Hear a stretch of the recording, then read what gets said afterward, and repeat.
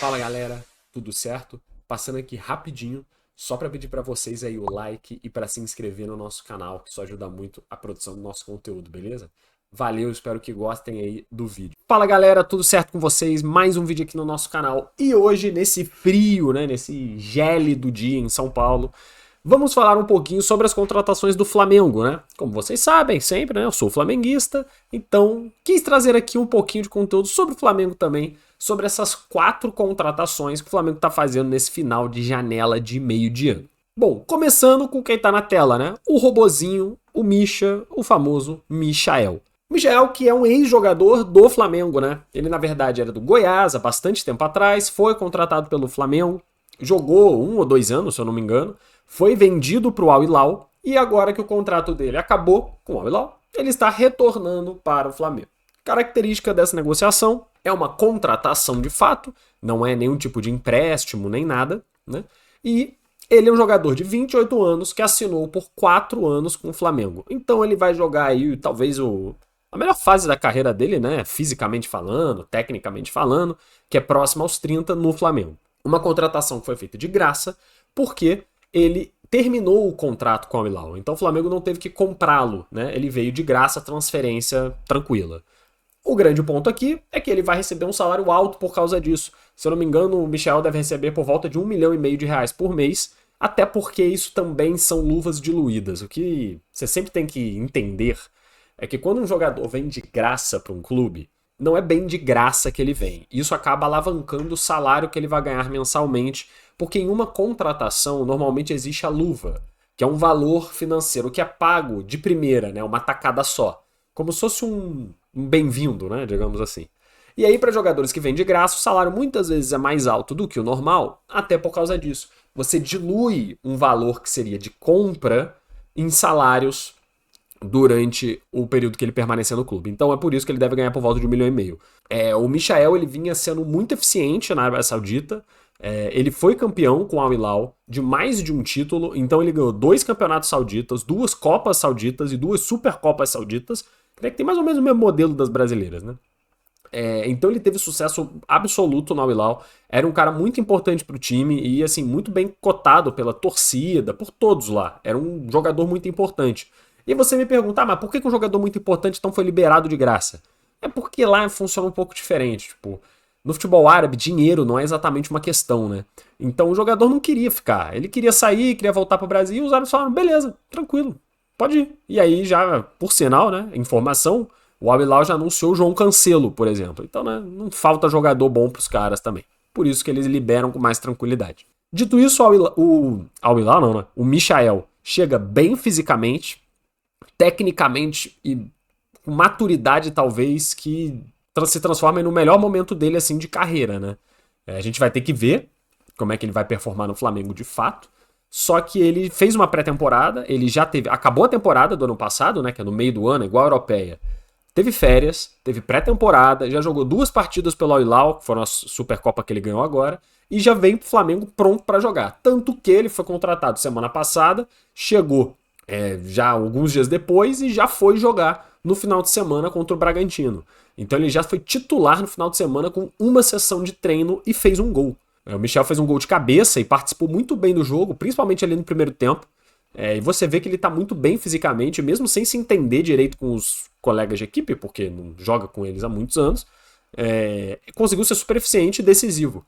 Eu acho que é uma contratação excelente para suprir a falta, principalmente do Everton Cebolinha, que acabou se lesionando e vai ficar fora aí por um bom tempo, esse ano com certeza, e provavelmente o início do ano que vem também.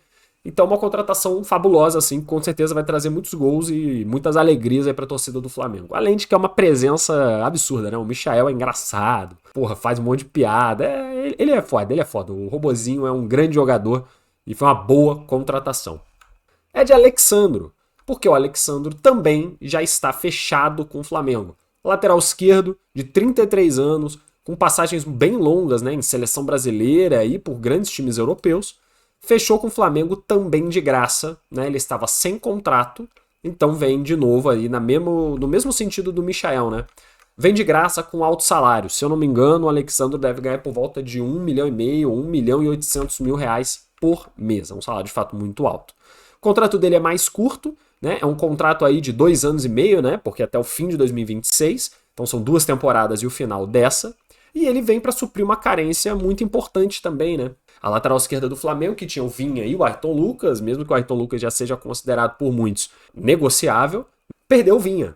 Também com uma lesão grave, igual a do Cebolinha, igual não, uma parecida, que vai ficar fora até o final do ano, provavelmente também mais alguns meses do ano que vem. Então nós estávamos jogando apenas com um lateral esquerdo, que era o Ayrton Lucas, um jogador que erra muito e não é nem um pouco confiável. Era necessário você trazer alguém para ter a titularidade. E o Alexandro é esse cara. Ele vem pro Flamengo com certeza para ser titular, só que o único ponto que pode contar contra ele aqui é o estado físico.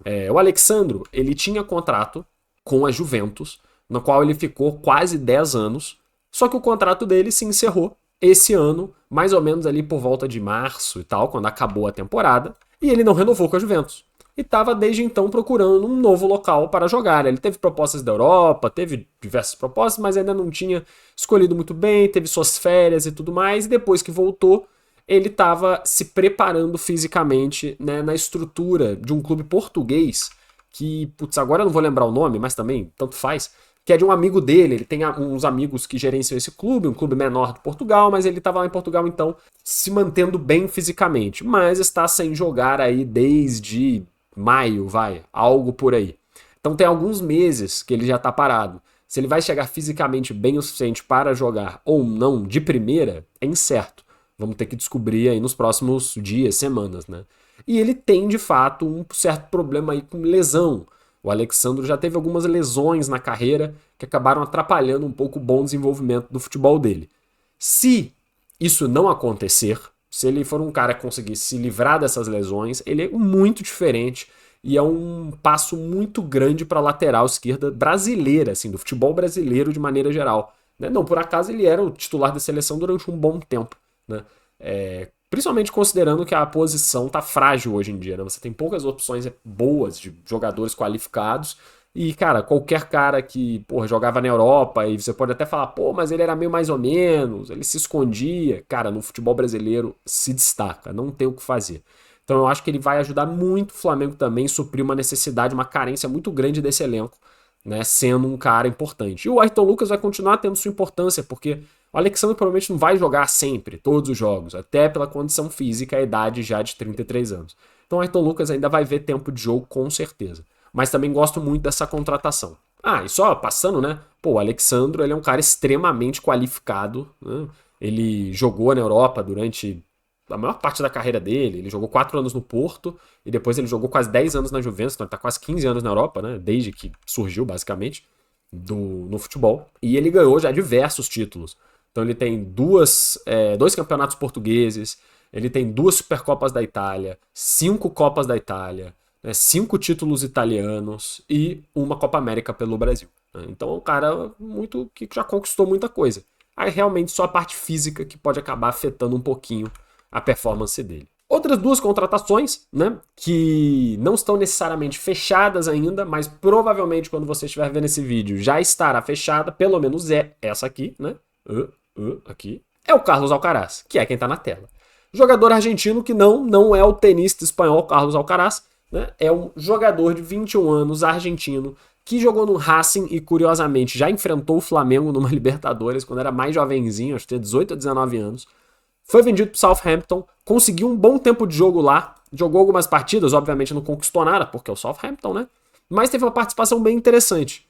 Foi emprestado para a Juventus, onde teve menos espaço, mas acabou ganhando o único título da carreira, né, de maior relevância, que foi a Copa da Itália, né, sendo um coadjuvante. Mas o Southampton ele estava vendo mais tempo de jogo. E é até curiosa essa contratação, porque é um jogador muito jovem, de 21 anos, e que a tendência é que ficaria na Europa. Só que o Flamengo chegou com muita grana, né, e a gente vai entrar nesse mérito daqui a pouco, e vai acabar trazendo ele de volta para a América do Sul e dando uma plataforma muito interessante para ele conquistar coisas e se destacar novamente. Então, essa contratação, diferentemente do Michael e do Alexandro, vale uma grana.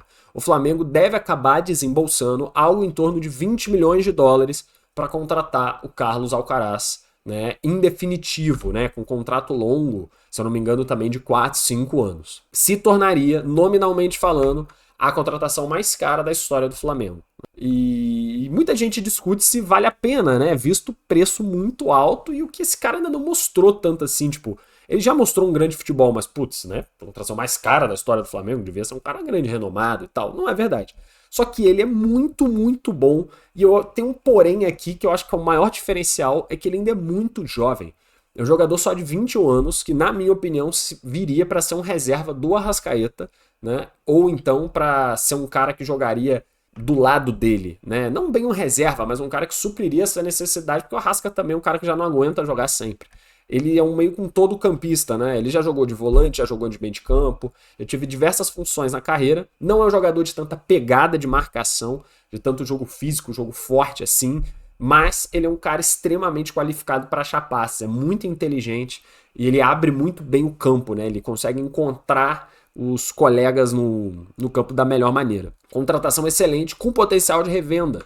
Muito provavelmente o Michael e o Alexandre, né, não vão ser vendidos mais. Mas esse cara, sim, se ele vem para o Flamengo se destacar ainda mais, ele ainda pode ser vendido por mais dinheiro daqui a alguns anos. Então é um cara que pode trazer benefício técnico e financeiro para o Flamengo no futuro também. Acho uma contratação muito interessante, não é barata, é verdade. Tem certo risco? Até tem. Mas, cara, eu acho um cara diferente e o que é possível de um time brasileiro fazer.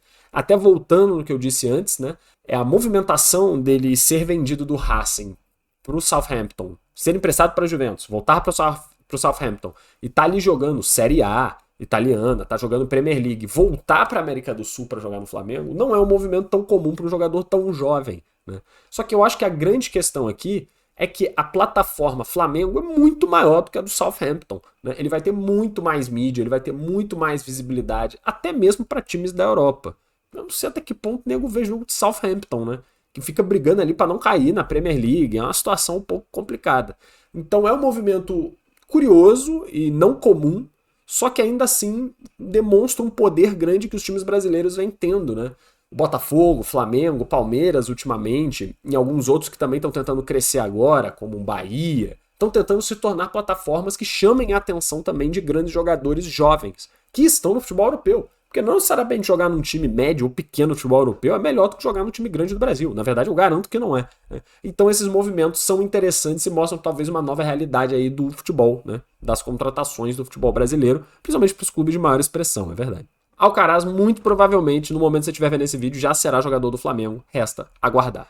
Para fechar aqui as contratações, nós temos o último, que é Gonzalo Plata, equatoriano, atacante também, né? Atacante, se eu não me engano, é um ponta-direita, que atualmente está jogando no Al Saad, né, do Catar. Nome diferente, que normalmente o Flamengo não faz esse tipo de investida, né, em nomes da América do Sul, que estão jogando em futebol, né, mais assim, diferentão, como é o futebol do Catar, mas foi o caso. E é um jogador que, pelo que eu vi sobre, né, pelo que eu fui atrás, procurar entender, é um jogador de muita qualidade, que já foi tido como uma das joias do futebol equatoriano, principalmente quando foi vendido do Independente Del Valle, lá atrás, para o Sporting. Ele era tido como um dos caras que poderia ser aí um novo grande nome do Equador. Jogou no Sporting ainda na categoria de base, né, no Sub-23, depois subiu para o Sporting principal, jogou no Real Valladolid por empréstimo, voltou para o Sporting, depois foi vendido para o Valladolid de fato, porque o Valladolid gostou dele, e aí até que foi vendido novamente pelo Valladolid para o Al Saad aí por uma quantia mais exorbitante de dinheiro, então não tem nem muito o que fazer, né? Mas um jogador que viu bastante jogo, né? Ele jogou 34 partidas em La Liga, ele jogou 30 partidas na Série A de Portugal, ele jogou 21 partidas na Liga do Catar, né? Então, das grandes ligas, enfim, ele foi bem participativo e ele, cara, é um homem de muitas assistências, né? Ele acabou dando bastante assistência em La Liga e na Liga de Portugal, e na Liga do Catar ele se destaca muito, né? Ele tem 21 jogos, 8 gols e 6 assistências. Tá sendo um jogador importante, né? Até pro Al Saad. Mas da mesma maneira que o Michael, né? Os times do Catar e da Arábia Saudita não tem uma preocupação muito grande em dinheiro. Então, se o jogador quer sair e tem um time que quer pagar o que eles pagaram, tá valendo, mesmo que seja um jogador importante, né? Ele não tá de maneira nenhuma encostado lá. Jogador também muito jovem, de 23 anos, com potencial de revenda futura, tá sendo contratado, pelo que eu entendi, porque é um pouco confuso, tá? O Flamengo vai pagar 3 milhões e meio de euros por 50% do atleta, e aí vai ter cláusulas automáticas de performance que vão fazer com que o Flamengo compre os outros 50%. Então, né, considerando o valor, o Flamengo estaria pagando aí praticamente 7 e poucos milhões de euros pelo Gonzalo Plata. Acho um valor aceitável, tranquilo, por um jogador que já mostrou um bom futebol, né, e vem mostrando esse bom futebol, mas tem uma questão um pouco mental que tem que ser trabalhada. O que eu vi que talvez o grande ponto fraco dele seja que ele fica meio, às vezes, não é bem deslumbrado, mas às vezes fica meio relaxado, não se dedica tanto. Então isso vai ser importante ser trabalhado, mas fisicamente ele é muito forte, tecnicamente ele é um grande jogador também, com um bom potencial de resposta técnica e financeira também numa revenda futura para o Flamengo. Contrato longo, de até 2028, só que ainda não está 100% fechado, né? Tá tendo aí um certo rolo com o Al Saad, que meio que aceitou, mas tá enrolando. Pode ser que essa contratação não aconteça, mas também a qualquer momento ela pode ser fechada. Então, eu acredito que será, né, fechada, e para o Flamengo é importante, porque sendo ele um ponta, né, vamos dizer que é um ponta direita, ele seria aquele cara para revezar com o Luiz Araújo, que atualmente está sendo extremamente esgarçado nesse time do Flamengo. Ele joga todos os jogos, o jogo inteiro, não tem reposição, e ele eventualmente vai acabar se lesionando se ele não puder descansar. E como a gente não tem uma resposta de reserva, fica difícil, né? Então o Gonzalo Plata vem para fazer também essa função de um reserva que vai jogar muito, até pela dinâmica do Flamengo no final desse ano. Aí dos anos para frente a gente vai vendo, né, quem que vai ficar mais propício a ser o titular. Falando um pouquinho do que ele ganhou, ele foi campeão português pelo Sporting, né, foi campeão da Copa da Liga também, né, além de títulos na base e tudo mais, e campeão da Supercopa. No Catar, foi campeão do campeonato Qatari, também pelo Al Saad. Então são todos jogadores que foram campeões, que conhecem, que sabem como vencer, que têm essa dinâmica também. São essas 4 contratações que o Flamengo fez ou deve realizar, né, até o final dessa janela, que está fechando aí nos próximos dias. E tem um porém, porque existe aí uma fala que eu tô vendo nas redes sociais e tudo mais, de que teria um 5º nome que estaria sendo trabalhado em sigilo absoluto, né, lá na Europa para contratação pelo Flamengo. Quem seria esse 5º nome, ninguém sabe. Mas dizem que tem mais um jogador que o Flamengo está atrás, que pode também a qualquer momento anunciar por ele. É isso. Tá aí. Falando um pouquinho dessas contratações do Flamengo, que eu acho que são muito importantes, todas muito boas e que vão ajudar bastante o time. Espero que vocês tenham gostado desse conteúdo. Eu não trago muita informação, né, sobre contratações e tudo mais. Então, se vocês gostaram, digam aí que a gente traz mais também de outros times, porque tivemos outros times que fizeram contratações interessantes, como o Corinthians, por exemplo. Vamos trazer esse conteúdo também, se vocês quiserem, beleza? Então deixa aí nos comentários. Espero que vocês tenham gostado do vídeo e até a próxima.